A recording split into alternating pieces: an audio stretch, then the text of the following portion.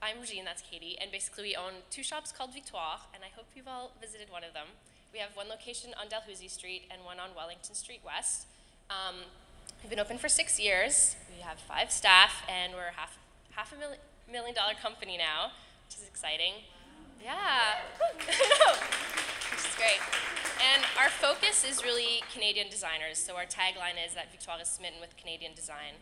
We describe our customers as rebel girls with good manners, and our aesthetic as a rock and roll tea party. So that's a little bit about Victoire in a nutshell.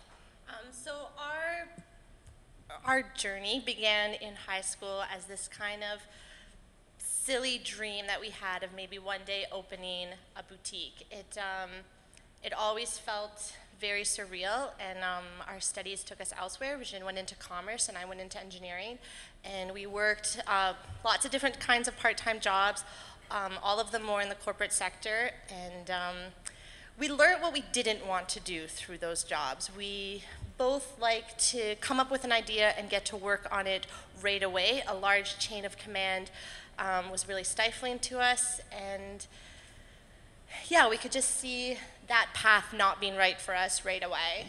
Yeah, so we kind of came to entrepreneurship because we didn't really feel like our skills were being utilized in a traditional workplace. So we came to it totally backwards. It wasn't ever presented to us as a smart choice. You know, we were good in school, and our parents really wanted us to kind of follow a traditional career path. Things like the Hub didn't exist. Programs that were here in the city were more about the YMCA and more about getting disenfranchised people who couldn't find straight employment to make some themselves. So like Jean said, the entrepreneurship was not the smart choice. But being the hard-headed young girls that we were, we decided that we would do it anyways. Family advice be damned. So, we graduated and we really set to it like, it was our job. So we started going to the Entrepreneurship Center almost every day, working on our business plan. And we just decided that we would make it work. And right from the get-go, we learned how there is good timing and bad timing in business, and you can't control either of them. So for our first shop and our shop in Westboro, spaces became available much sooner than we had anticipated, and you just have to roll with it. So that was the first big lesson and opportunity. We obviously faced a lot of hurdles at the beginning, and one of the biggest and kind of most disappointing ones to me was how difficult banking was. I had dreamed up this entrepreneurial dream that if you have a business plan and you've researched it and you've worked really hard, the banks will look at it and look at your cash flows and be like, wow, this looks great, we would love to lend you this much money, it seems like a great investment, but they really just cared if we owned houses and cars to put up as equity against it. So that was like really sad. And there was added difficulty for us because we were young women who wanted to open a clothing boutique. It sounded like silly people with a silly idea coming into a bank and that go away little one sort of thing. So we were really lucky that Ottawa Women's Credit Union is here in the city, and they're fantastic bank to work with. We're not specifically talking about them in this speech, but if any of you have any questions about the Ottawa Women's Credit Union, they're awesome. They're super supportive of small business, and they're the reason we exist. Another challenge we faced at first, we were totally unknown, and we had this dream to open a shop, is how to convince designers to sell with us. So we tried to do that from the get-go. I kind of described earlier what Victoire is all about, that we're for rebel girls with good manners, we're a rock and roll tea party, and that's kind of a vision that we've had since the beginning that's been very clear. So it was easy for us to sell that idea and that vision of Victoire to designers, for them to see like, yeah, that does sound like exactly like where my product should be sold. So we developed, just this complete vision that people could buy onto and be excited about as well. Another hurdle we had was the competitive nature of the fashion industry. It's a pretty dog-eat-dog world. There's a lot of people making money off of the backs of others or at the expense of others and other people's businesses. And we knew from the get-go that we didn't want to do business that way, that we wanted to be able to make sustainable connections with people and have an authentic, you know, business practice. So that was definitely bucking the norm, and it meant that things have taken a lot longer for us. It's taken a lot longer to make money. It's taken a lot longer to have those authentic relationships with our suppliers and with our customers. Though we have found that we can already see how it's paid off. 2010 was a really hard year for our industry, and a lot of our designers lost their biggest accounts or their American accounts or their, you know, European accounts. And so they would find themselves looking back to their books and seeing, well, who's our longest account and who's our always there account? And for many of them, they spoke to us about it being Victoire and it always coming up Victoire, and that we weren't the business they're making a ton of money off of, but we're the business that was going to be there. And so that felt really good to us, and that's really the kind of working relationship we want to have with people. Yeah. And another challenge from the beginning and still to this day is, you know, always cash flow and making a living.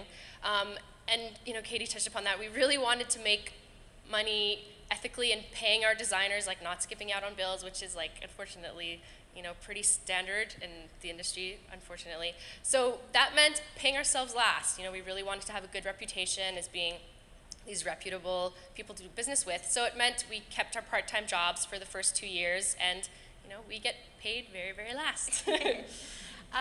Another thing that has been a hurdle was you have to be willing to accept failure.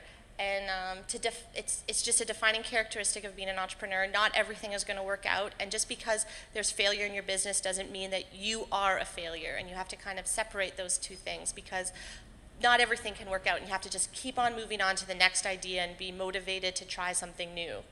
And, you know, another challenge always is that we are our business. Like, we're walking, talking Victoire billboards at all times.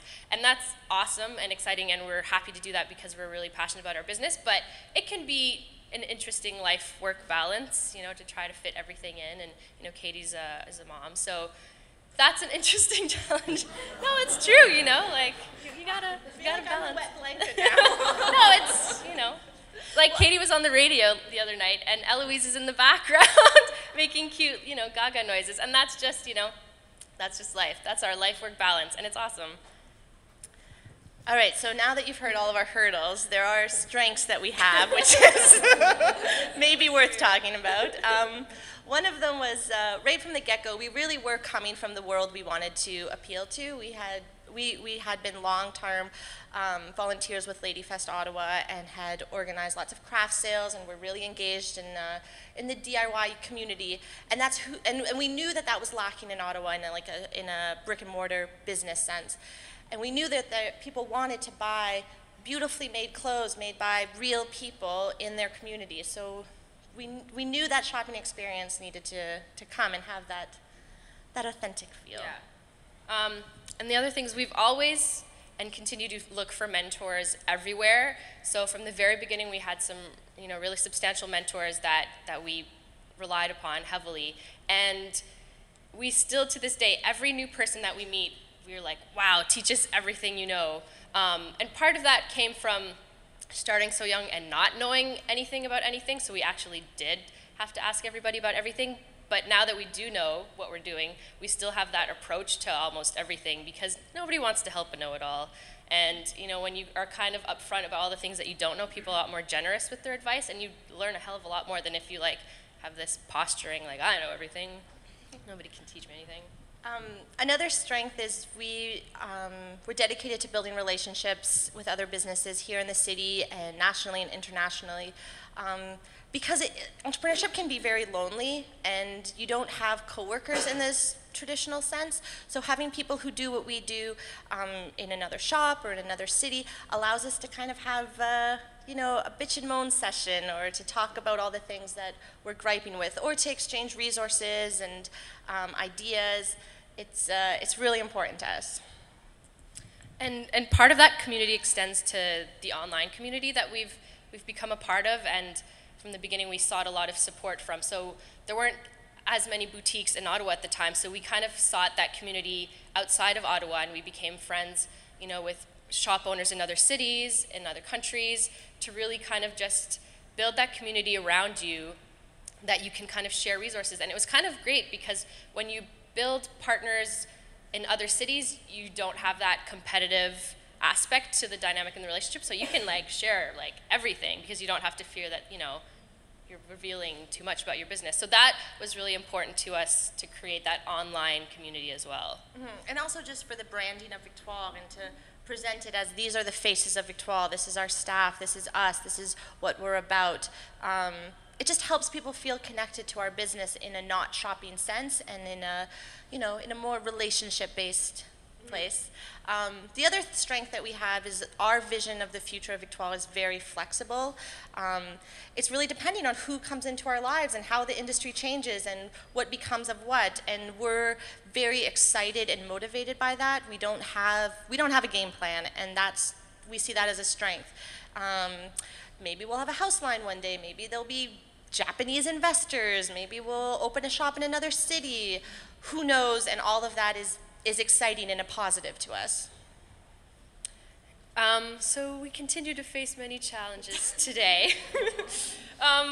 One is, though we are now 6 years into our business, we are still pretty young by industry standards in the business. So a lot of people kind of look down on us and kind of assume that we're naive and we're just, you know, these two young girls opening a dress shop, yay. And that can actually be a positive if we've learned to turn it into a positive, and that like we often exceed people's expectations of us. And with our staff especially, it's been really beneficial in creating that kind of team atmosphere, and everybody really feels like they have a contribution to make, and that they're really part of something that's growing and that they're important. It can be a little bit challenging when discipline is necessary, when those lines are a little bit blurry. So another negative is we're never described as businesswomen. We're always described, like Hajin alluded to, as girls who own a dress shop. So it can be really difficult on our egos because 80% of the work we do is not related to owning a dress shop. It's just running a successful business. And that's very rarely talked about, and it can be hard on our egos, but we have to just kind of remind ourselves that we know who we are, we know what we do, and like Hajin said, can be a strength, you know, media-wise and stuff, so. Yeah, and the other thing, because we started pretty young and with little, you know, experience in the industry, we really learned everything as we went on. So we learned a lot by trial and error, and we're still learning a lot. So we make mistakes all the time, less so now. But we just kind of roll with it, and we always try to learn from those mistakes. Mm-hmm. Another big challenge is we're still a small business that's run as a small business, so we do everything ourselves. We don't have a press person, we don't have a marketing person, we don't have a buyer. So it can be really overwhelming, and growth can be really challenging when you're still doing it all. It's definitely our biggest current challenge is hiring and training people to do things, to do certain aspects of our business better than us, and we'll see how that goes. It's definitely an ongoing. Mm-hmm. And we've alluded to how much Victoire is committed to being a part of the community, and that really is like a part of the way that we do business. It's a pillar of our business practice. But with that, we've started to learn to say no to certain things, so that the things that we do participate in, we can really go, you know, full hog and really make them solid connections. But of course, we get approached to participate in many more things than we actually can due to the limited resources and time that we have. So that's something, you know, our team is small, we have limited resources, and just that learning to say no and not feeling too bad about it is something that we're learning right now. And our number one challenge is still getting people through the door and to not be shopping at the mall and to value shopping locally and buying Canadian and spending a bit more. It's really difficult, and the way that we kind of have had to do that is to make shopping at Victoire so compelling and so interesting that we can compete against people who have much deeper pockets than us and can beat us on the bottom line every time, but that we're offering something more. So what do we offer? How do we make shopping at Victoire so exciting that we can compete against, people with these tremendous budgets? So one of the ways is merchandising. We like to do creative and interesting merchandising so that all of the things that we sell look like special little treasures and are not just stuff. You buy stuff at the mall. We sell, little pieces of something that's going to make your life delightful. We also place a really high importance on product knowledge so that our customers can know that there's actually like a person making a living behind that piece that they're buying. And so those stories and those people behind those purchases are really important. So we try to arm our staff with as much customer knowledge as possible. And customer service, a lot of times people in our world are really craving a personal experience, and we may be the only small business they frequent that day, so to have a thoughtful interaction is really meaningful. So we really want to dazzle them with the special experience. Another way that we try and get people into our shop is thanks to the wonderful help of the media. And this is a lesson that we learned really, really early on. We sent out our press release and we realized that it got a lot of attention, mainly because we were two young girls, best friends since high school, kind of bucking the norm, starting a business out of university. So it really had a hook to it, that was kind of unconventional. So we really got a taste for what that was like to get that free editorial coverage versus, paid advertisement. And so we really liked that. And that went really well until it dried up, as, the story always does. And so we had to kind of we had to think of new ways to do it, and we had experienced how great free editorial coverage was. So when people came back to us asking for ad space, we weren't motivated to spend the money. One, because we can save the money, and because it doesn't have the same hook, the same impact. So we had to get good at other things if we were going to forsake our marketing budget. Yeah. The first thing that we got good at seeking press coverage was writing press releases. And so we always had to be coming up with a new interesting story, a new dynamic that was complementary to Victoire but would get the word out in a new way. So we started doing events regularly, and it became part of our planning out the year. We would see when we were going to do what.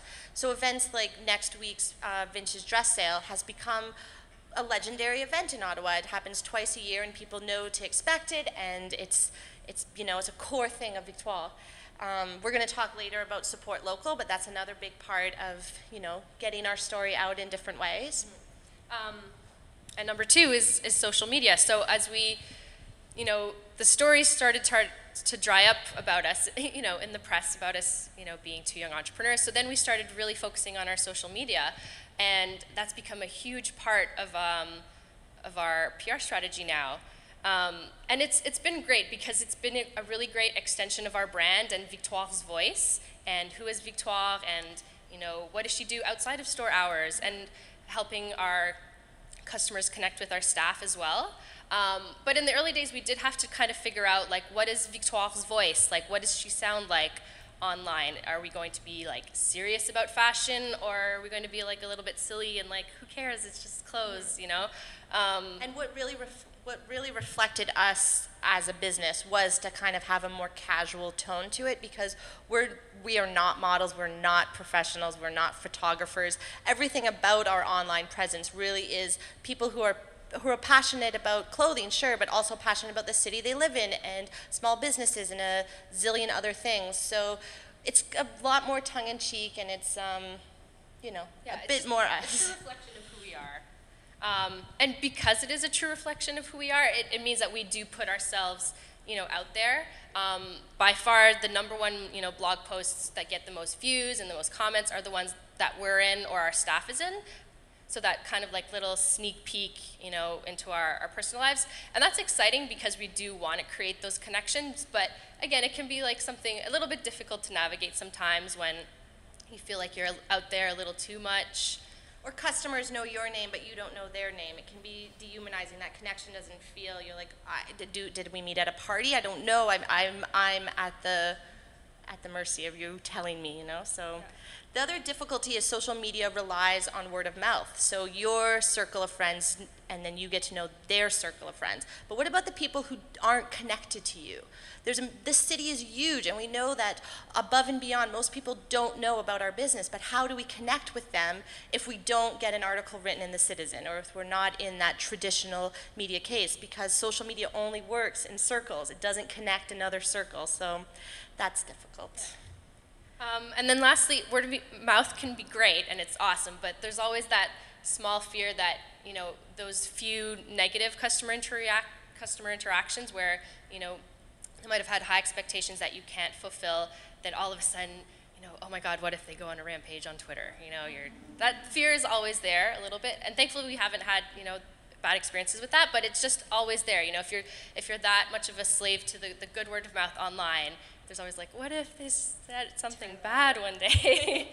Yeah. And then the third way that we have, you know, seen the media is partnership-based public relations, which is, in the context of this speech, Support Local Month. So last November, we teamed up with the folks at Apartment 613 that are in the room, which is very exciting, to develop a citywide month of building awareness. Basically, we wanted to raise the profile of small businesses and the benefits of shopping locally and creating those connections between businesses and between customers. And it's an approach that we took on from the very beginning in our business on a very small scale, and started out with just the shops on our street, on Dalhousie Street, working together on holiday shopping nights. So all pooling our resources together to, you know, buy ad space or get our customer clientele list all out and offering discounts. And we saw that that was a really much more effective way for us to work, especially because we can't compete with other people's budgets, but if we, you know, collaborate with a bunch of other people, then we're much stronger together. Mm-hmm.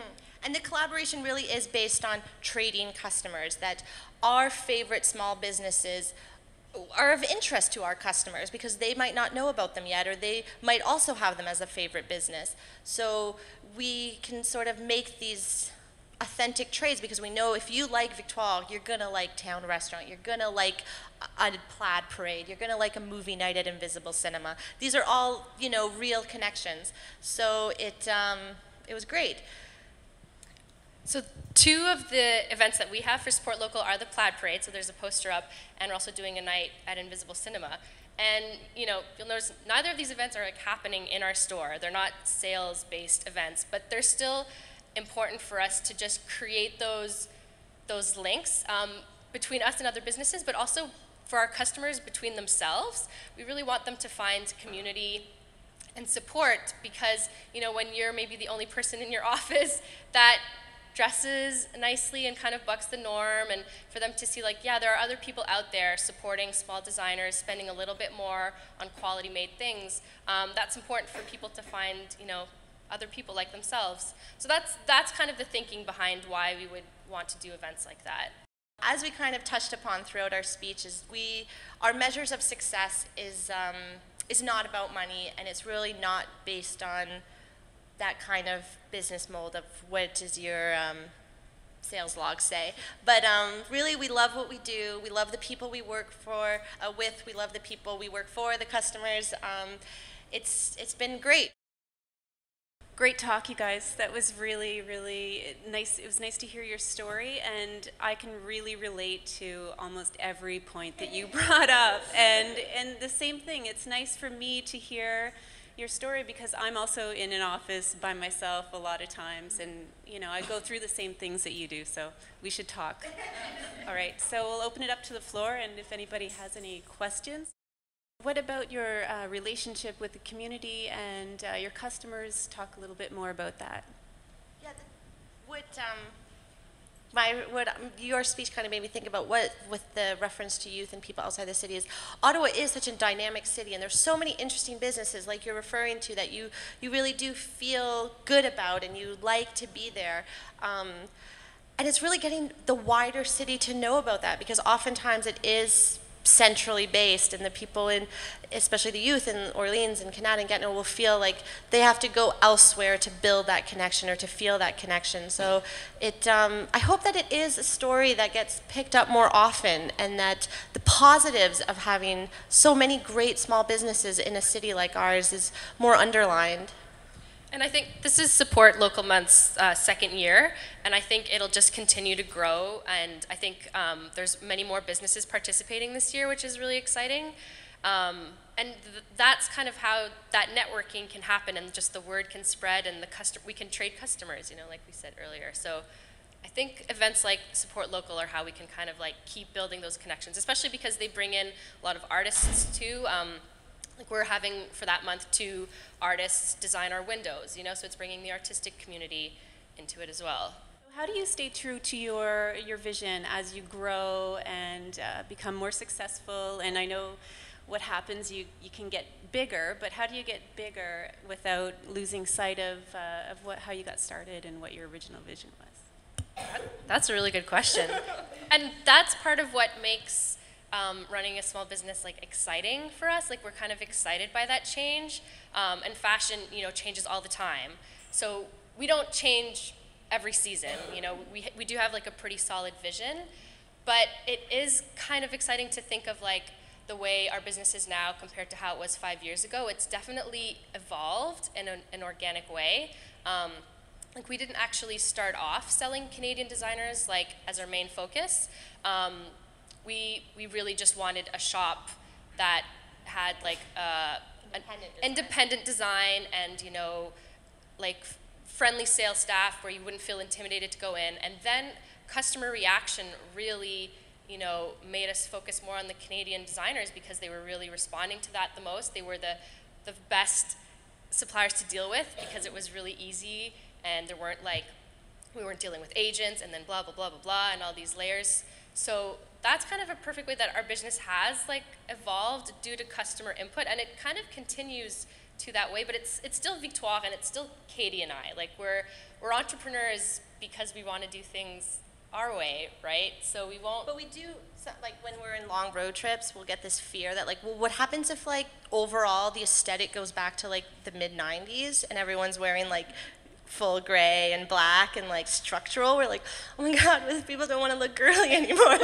We can't do that. We can't do that. So there is that fear that some of it we don't control. Aesthetics change and designers' focuses change, but that would be so awful if we had to turn the whole store into concrete and have music. So hopefully that never happens, because we'll go back to the jobs we were actually trained to do. So what about working with friends? That's a very good question. How's that going?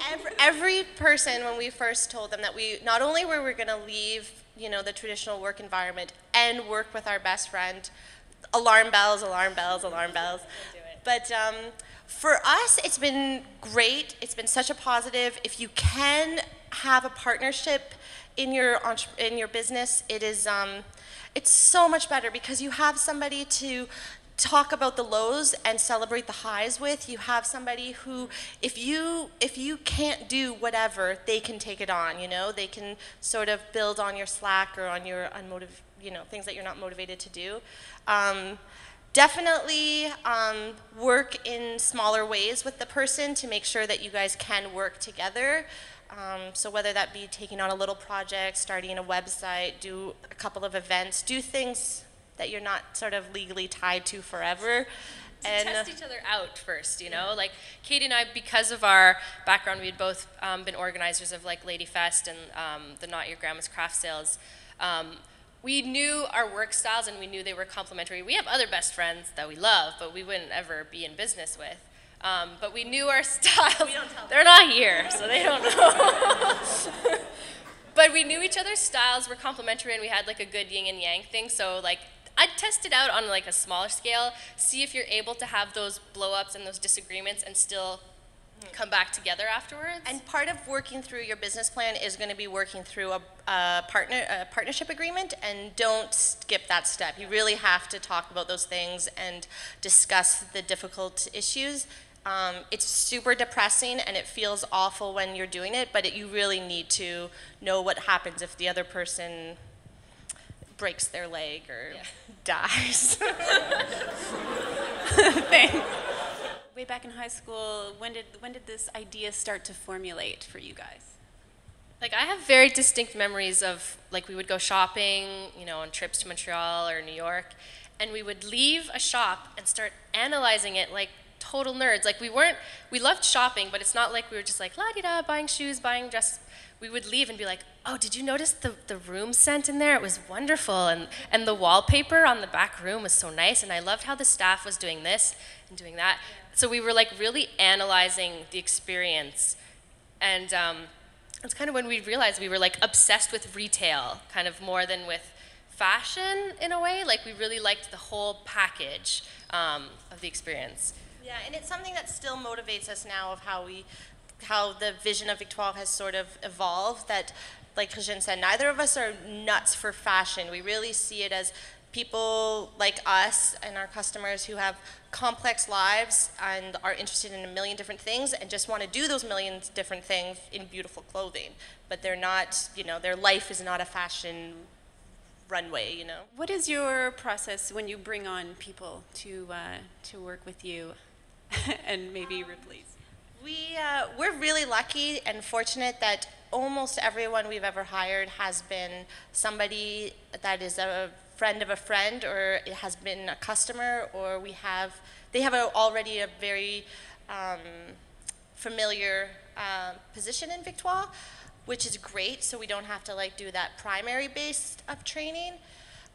Training people to do things better than us is, like we said, it's our current challenge, and we are working on it, and it's difficult. It's difficult to be able to systemize things that you've been doing naturally for years, and that the way I do things and the way Regine does things and the way we expect somebody else to do things could be three totally different things. It's been very difficult. We have a manager now, and that took about 6 months of us saying, you should be our manager. We're going to let you be the manager. We're going to help you be the manager. We're going to, you know, and finally it just sort of came down to her being like, okay, I'm it now, so I do these things. And it's like, okay. So it's really difficult. It's really difficult. We're in the process of it. So what do you guys do? We don't know.